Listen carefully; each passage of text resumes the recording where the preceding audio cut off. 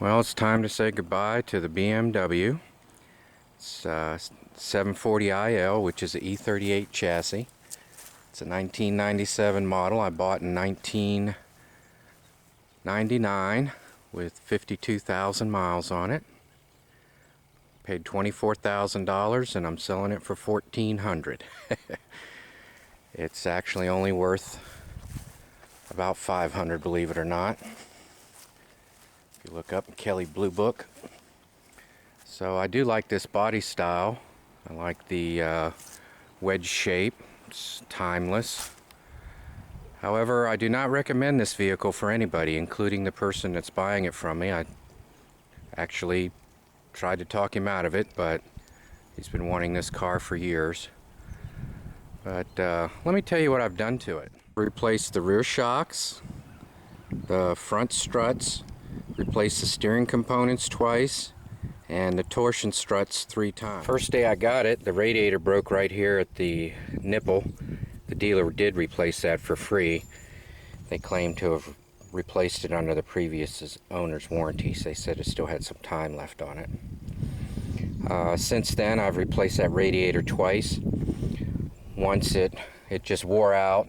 It started leaking where the plastic meets the aluminum.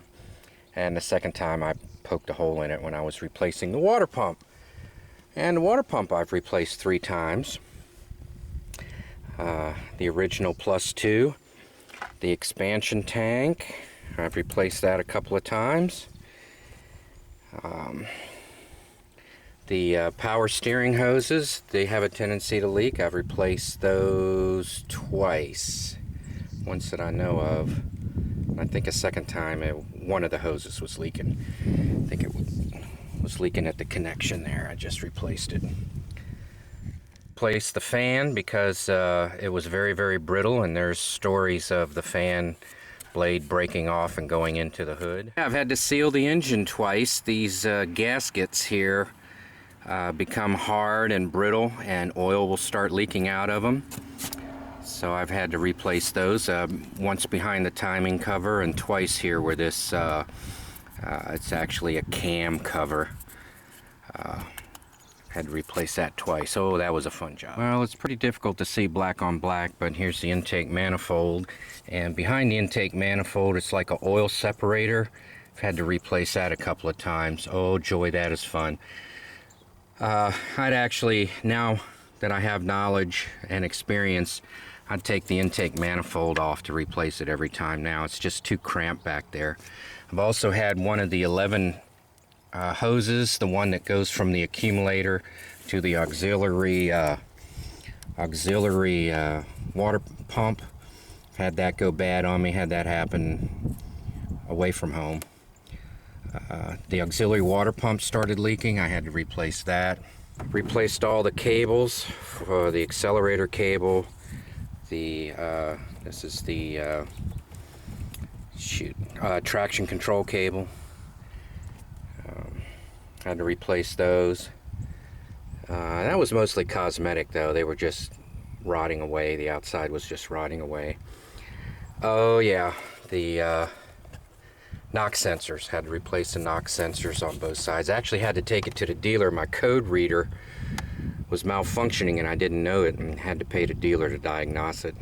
I did the work, but they did the diagnostics. So electrically, the car has been sound. I've had no electrical problems. Very sound car electrically. So here we are inside. Very nice. Just pretty standard for a car of this caliber. The BMW instrument panel is simple. The control panel is very button oriented. The car is unbelievably spacious in the rear. The difference between the 740i and the 740IL is they've basically cut the car back here by the back door and added 6 inches. So that's the difference between the I and the IL. Huge amount of backseat room.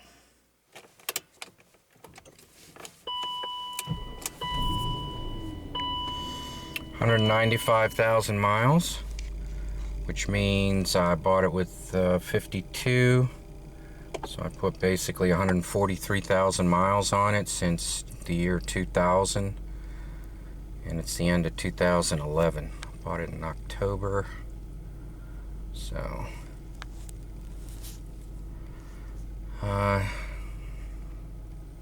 it's a good daily commuter. It's a nice luxury vehicle to drive back and forth to work, but again, I do not recommend this car for anybody. This whole series needs to die out unless you're a dedicated mechanic. If you're like me and you actually enjoy working on cars, because you'll definitely be working on this one. I've had to replace the window regulator, but only on one window, the right rear.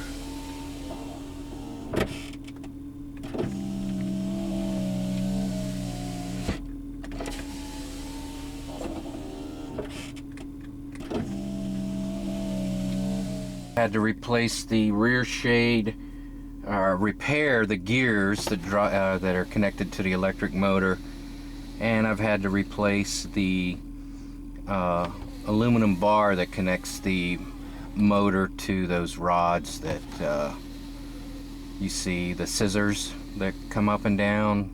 There's a rod that connects the bottom of those to the motor gearbox. I've had to replace those. They broke.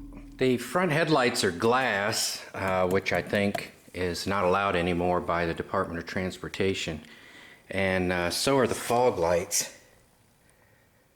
But what that means, and I don't know if the video can depict it, is they get pitted from when you're traveling in the rain and the dirt and the water impacts it. It'll get pitted, kind of like your windshield, and it'll fog it up over time. And those stupid fog lights are expensive. They're like $150 a piece. Last time I replaced these was, they were $50 a piece. So if you're into cosmetics, this car will keep costing you.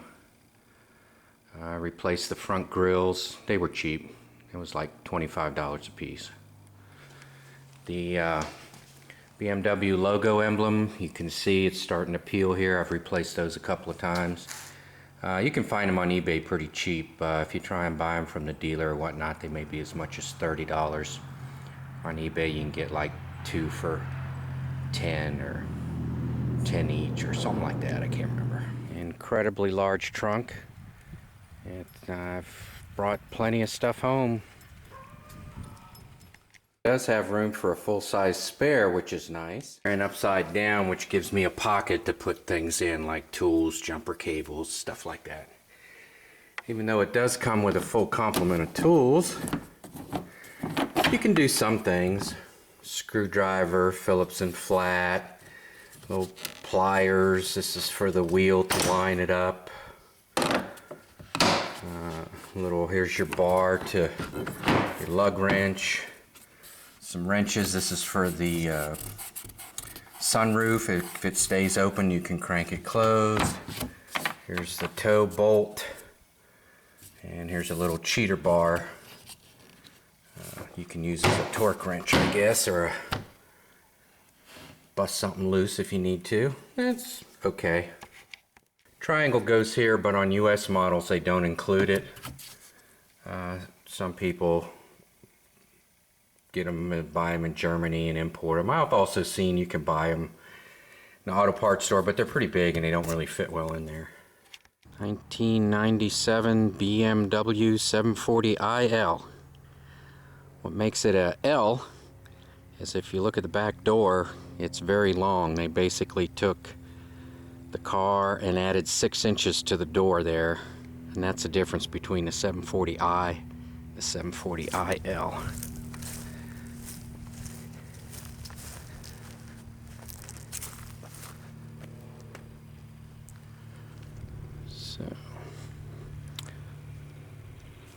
Had this car for 9 years, drove it 145,000 miles. So 1997 BMW 740iL.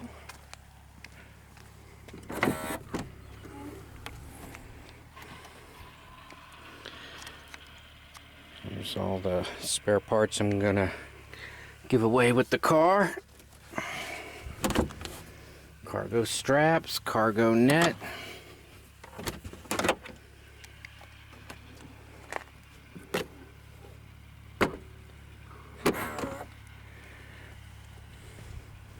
Sorry about the shadow.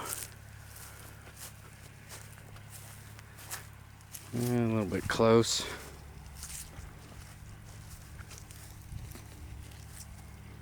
There we go.